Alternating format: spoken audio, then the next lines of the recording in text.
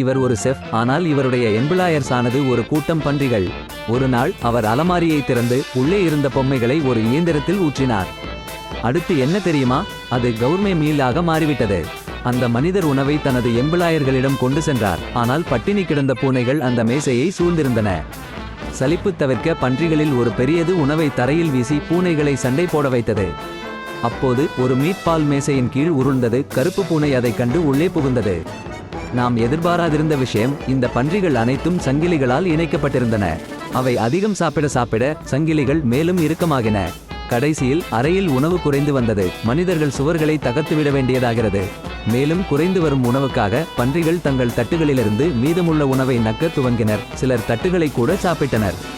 அனாயாசமாக ஒரு கருப்பு பூனை கலவரத்தை நோக்கி மேசையின் மேல் ஏறியது. ஆனால் ஒரு பன்றியால் கொல்லப்பட்டது. நீதிக்காக போராட மேலும் பல பூனைகள் மேசையின் மேல் ஏறி ஒரு புலியாக ஒன்றிணைந்தன. முதன்மை பன்றியை நோக்கி அந்த புலி தயக்கமின்றி கடித்தது. மற்ற பன்றிகள் தப்ப முயற்சித்தனர், ஆனால் அவர்கள் கால்களில் உள்ள சங்கிலிகளால் அடிபட்டனர். இறுதியில் அனைத்து பன்றிகளும் புலியின் உணவாகின.